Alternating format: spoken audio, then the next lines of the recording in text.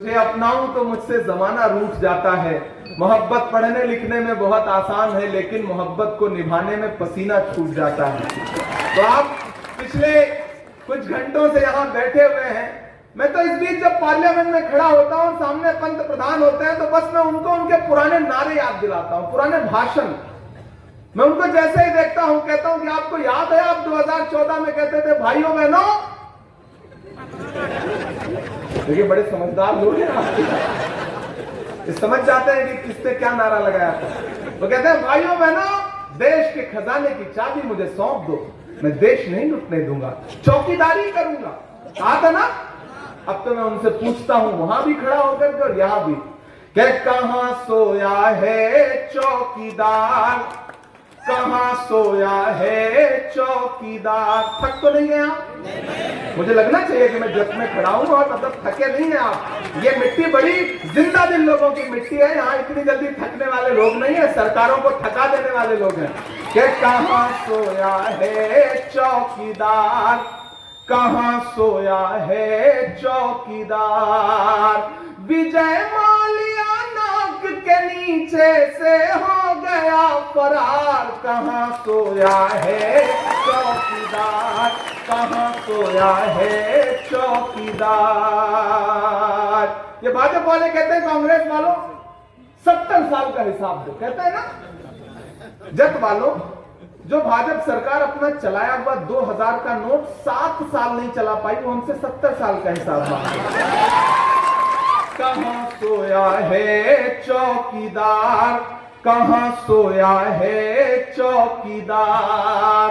Gas cylinder की कीमत भी 1000 के पार, कहां सोया है चौकीदार, कहां सोया है चौकीदार। के चाय मतलब कमाल है भाई, नाम ले लो आपको स्वाद आ जाता है बिना चाय पिलाए हुए। जट वालों को मैं मतलब सलाम करता हूं, आपकी जिंदादिली को, आपकी समझदारी को। ये बड़े अच्छे लोग हैं।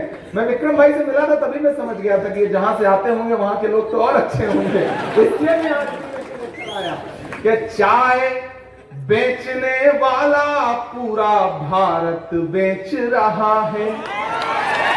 बेच रहा है कि नहीं बेच रहा है? बेच रहा है कि नहीं बेच रहा है? कि चाय बेचने वाला पूरा भारत बेच रहा है। इसी काम में हासिल उसे महारत बेच रहा है। कि रेल बिक गई, तेल बिक गया, बिका हवाई अड्डा। अगली पंक्ति में एक नाम आएगा और आपको स्वाद आए उस नाम का ना, तो फिर आपकी तालियों का शोर पूरे महाराष्ट्र में जाना चाहिए। कि रेल बिक गई, तेल बिक गया, बिका हवाई अड्डा। सब कुछ बिकता देख के खुश हैं अपने जेपी नड्डा। कि जनता महंगाई की मारी, हमसे बहुत दुखी रहते हैं आजकल भाजपा वाले। कहते हैं मजाक मजाक में वो बात कह देता है जो बहुत चुभती है। मैंने कहा कवि और साहित्यकार का काम ही है ये है। जब जब हमें लगेगा कि राजनीति जो है वो शुचिता और पवित्रता के मानदंड से हट रही है, तब तब हम कलमकारों की जिम्मेदारी है कि हम आईना दिखाएंगे, हम आपको आपके चेहरे के सामने आईना दिखाएंगे। ये हमारी जिम्मेदारी है। कि जनता महंगाई की मारी, जनता महंगाई की मारी करती हाहाकार, कहां सोया है चौकीदार, कहां सोया है चौकीदार। विक्रम भाई इधर आइए, आप दूर दूर बैठे हैं, अच्छा नहीं लग रहा।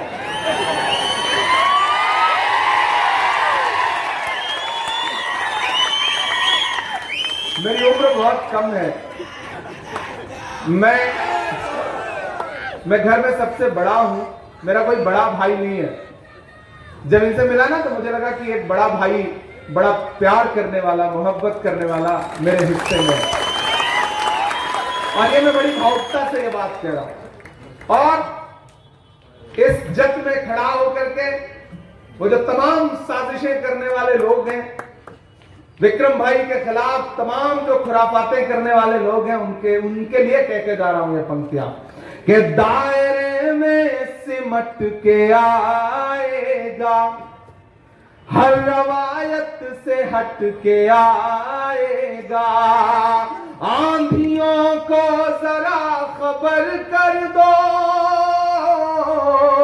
आंधियों को जरा खबर कर दो, शेर वापस पलट के आएगा, शेर वापस पलट के आएगा।